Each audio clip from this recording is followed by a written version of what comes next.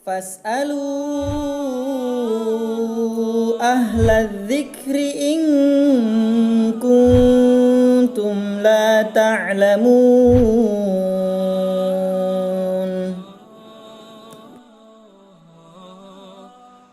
Bismillahirrahmanirrahim. Assalamualaikum warahmatullahi wabarakatuh. Alhamdulillah, wassalatu wassalamu ala rasulillah. Saudara sekalian, dalam beberapa hitungan hari ke depan, insyaallah kita akan menghadapi hari raya Idul Adha. Dan seolah-olah menjadi sebuah permasalahan yang acap kali muncul terkait salah satunya adalah apa hukumnya berkurban atas nama orang yang meninggal. Ada satu catatan penting yang harus kita pahami bersama terkait berkurban ini, bahwasanya niat berkurban itu bisa kita ikut sertakan orang-orang yang menjadi bagian dari keluarga besar kita.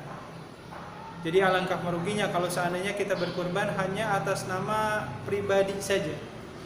Sebagai contoh umpamanya kurban tahun ini untuk suami, kurban tahun depan untuk istri, atau mungkin kurban tahun depan untuk orang tua dan seterusnya. Padahal pada dasarnya Rasulullah SAW mengajarkan kalau bicaranya niat pahala, kita bisa mengikut sertakan keluarga kita.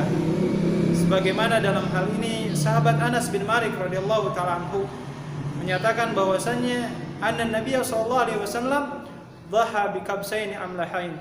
Adalah Rasulullah SAW pernah berkurban dengan 2 ekor kambing yang bagus. Di mana yang satu beliau niatkan untuk diri beliau dan ahli baitihi dan keluarganya. Wa amal akhar fayudhahi li ummatihi liman lam yudhahi. Sementara yang lainnya atau kambing yang lainnya, domba yang lainnya beliau niatkan untuk umatnya yang tidak bisa berkurban.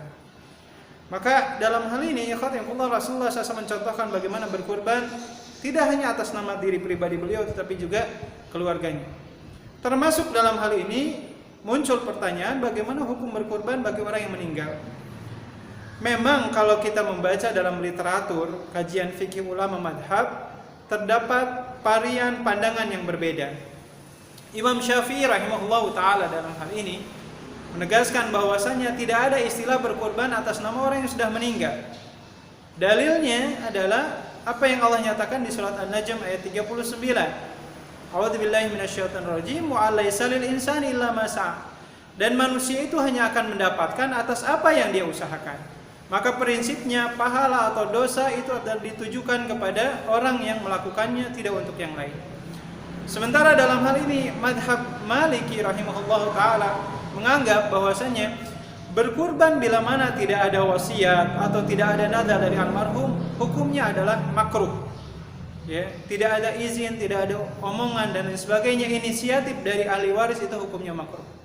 Sementara dalam hal ini pandangan 2 madhab yang lain, katakanlah madhab Imam Hanafi dan Hambali, keduanya memiliki pandangan bahwasanya amat sangat mungkin berkurban atas nama almarhum itu bisa dilakukan.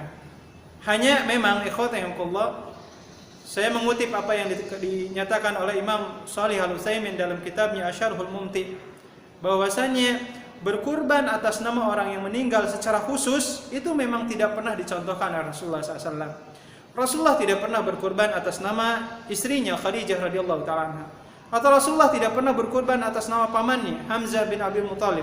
Tidak pernah Rasulullah SAW berkurban atas nama keluarga yang sudah meninggal.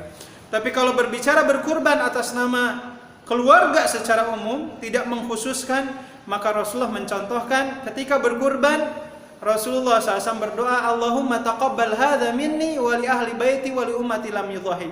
Liman lam yudhahi. Ya Allah, kurban ini atas nama aku dan keluargaku.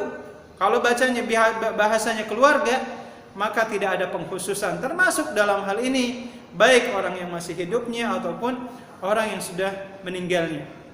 Oleh karenanya, ada sebuah fatwa yang dinyatakan oleh seorang ulama besar di Saudi yang bernama Syekh Sulaiman Ar-Ruhaili. Beliau menyatakan berkurban atas nama orang yang meninggal itu ada 4 kondisi. 3 kondisi diperbolehkan, 1 kondisi yang tidak boleh. Apa itu? Yang pertama, berkurban atas nama almarhum bila mana ada wasiat sebelum meninggalnya. Di mana wasiatnya? Dia berwasiat kepada ahli warisnya agar 1/3 dari warisan jangan dibagikan, jangan dihabiskan, tapi gunakan uangnya untuk membeli hewan kurban sampai uangnya ini habis.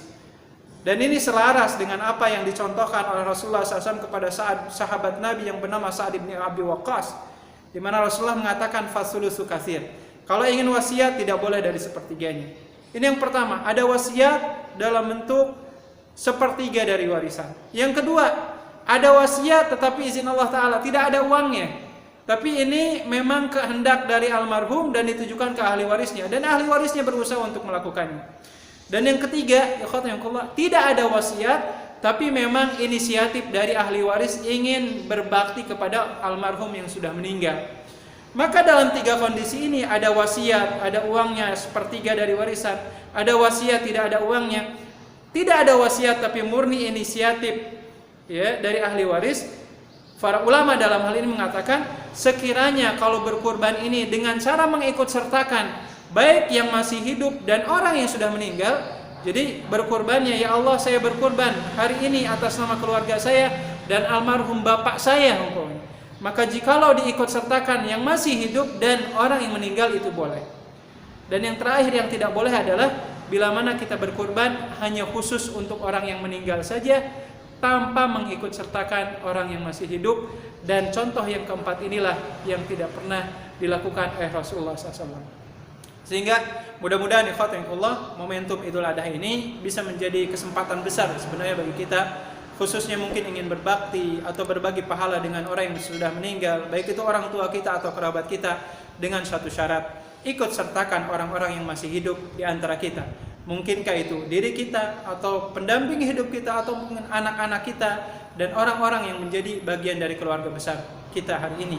Maka dalam kondisi seperti inilah berkurban atas nama almarhum diperbolehkan dalam pandangan jumhur mayoritas ulama mazhab. Demikian, mudah-mudahan menambah inspirasi dan tambahan ilmu bagi kita semua. Assalamualaikum warahmatullahi wabarakatuh.